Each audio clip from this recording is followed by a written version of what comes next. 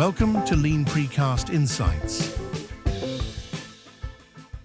I'm Richard, and I've been in the precast concrete business for over 20 years.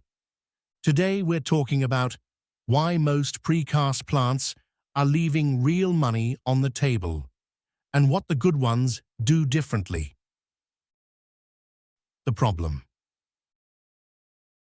Let me tell you what I see when I walk into most precast facilities.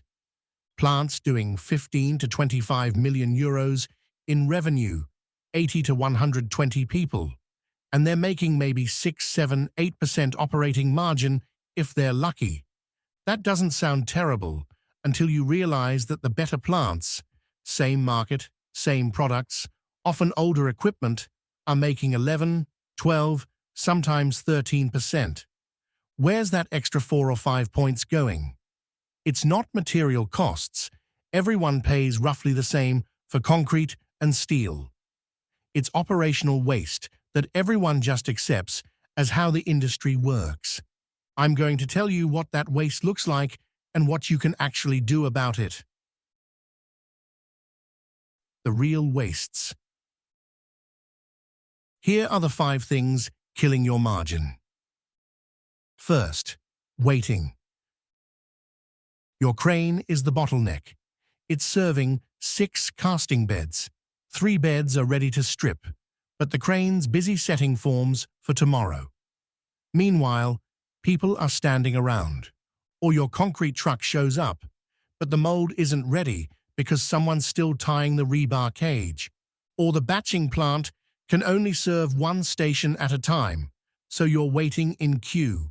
Physics you can't change, but coordination, that's fixable. Second, making stuff too early.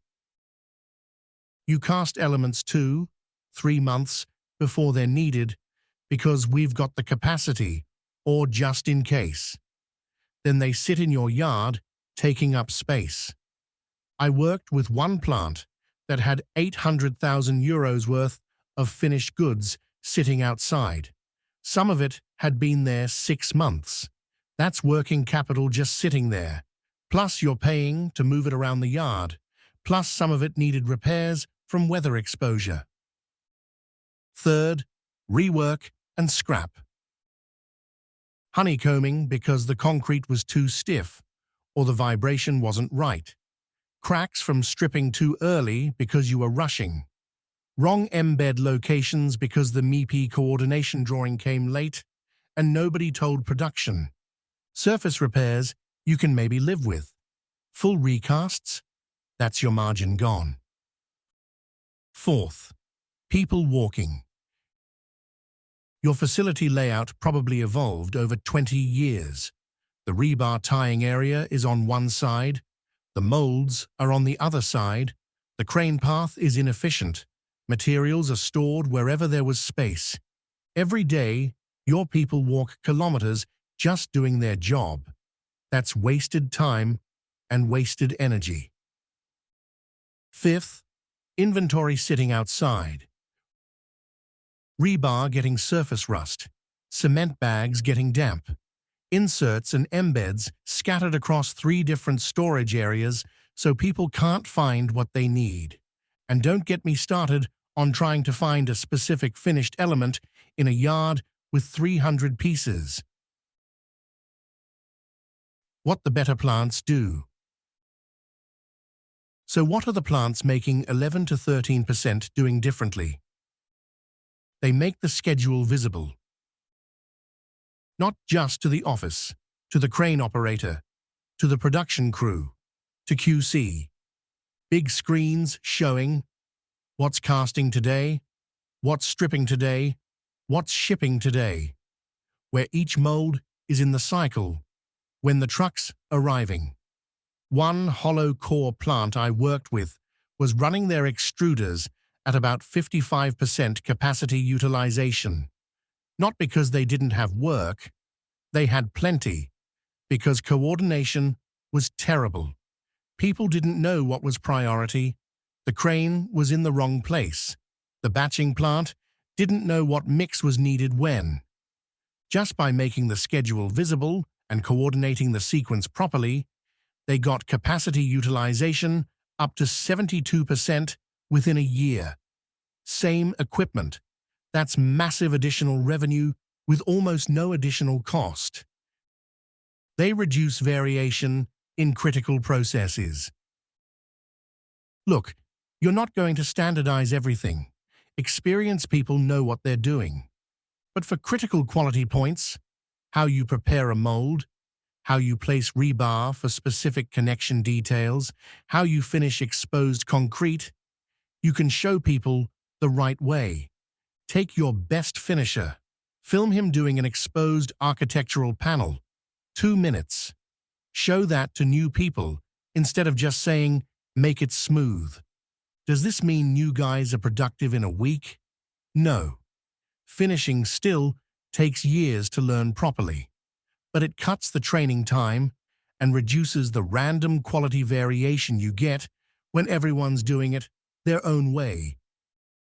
They coordinate production with actual site schedules. You can't go pure just in time with precast. Curing time alone prevents that.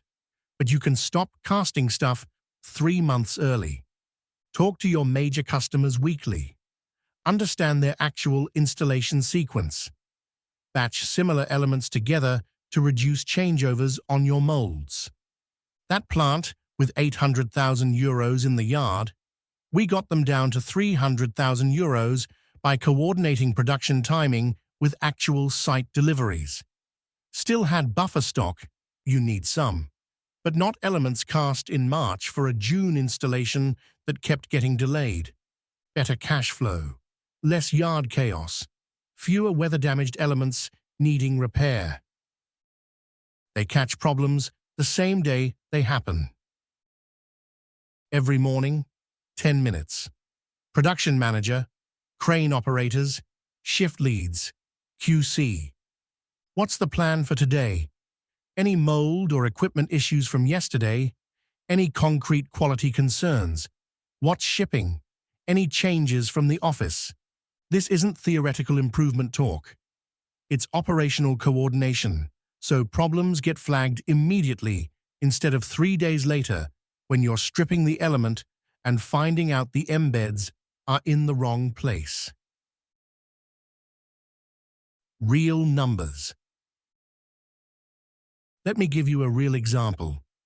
Hollow core plant in Central Europe, about 15 million euro revenue, running at 7% operating margin.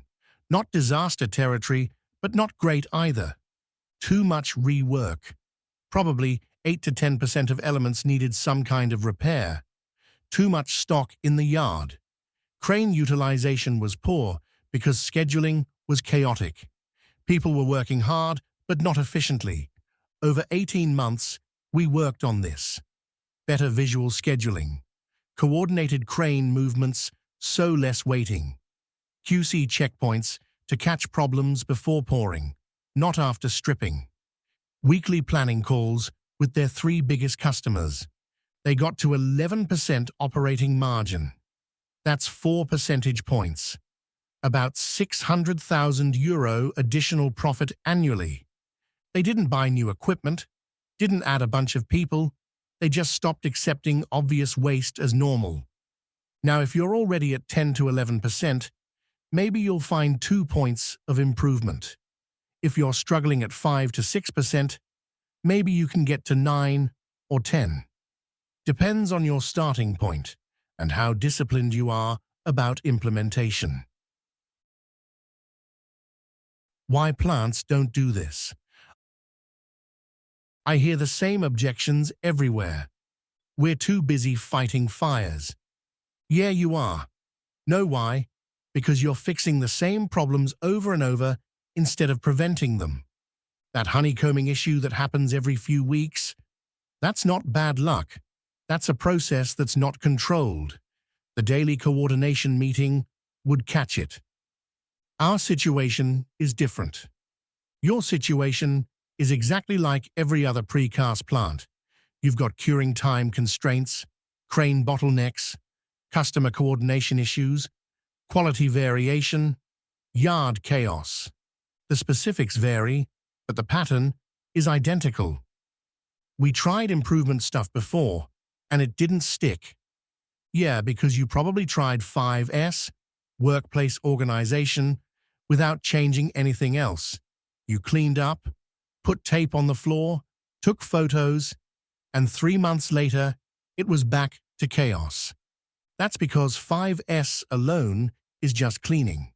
You need the whole system: visual scheduling, daily coordination, standardized critical processes, production planning aligned with actual demand. We can't control our margin. We bid jobs and take what we can get.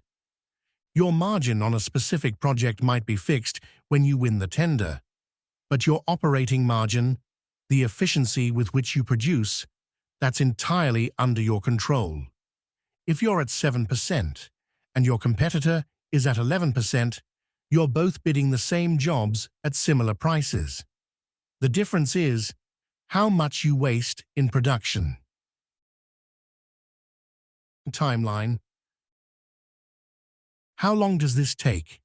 If you focus on high-impact areas, visual scheduling for your bottleneck, daily production coordination, QC checkpoints to reduce rework, you'll see improvements in 6 to 12 months. Not everything fixed, but enough that it shows up in your financials. The plants that get serious about this, and I mean actually implementing it, not just talking about it, typically see meaningful margin improvement within a year. What's coming? One more thing. Technology is changing what's possible. Computer vision for quality control, AI to analyze production data, sensors to monitor concrete curing. Is it all hype? No. Is some of it hype? Absolutely. Next episode, we're going to talk about what this technology actually does, what it costs, and how to figure out if it makes sense for your operation. Because there's a big difference between what the vendors promise and what actually works in a precast plant. Wrap up. Look, most precast plants have room for improvement. The question is whether you're going to do something about it or keep saying, that's just how this industry is. The plants making 11, 12, 13% aren't doing anything magical. They're just refusing to accept waste as normal. Thanks for listening to episode 1 of Lean Precast Insights. Next episode in 2 weeks. AI and computer vision in precast. What's real, what's bullshit, and what you should actually pay attention to. If this was useful, send it to someone who runs a precast plant. See you in 2 weeks.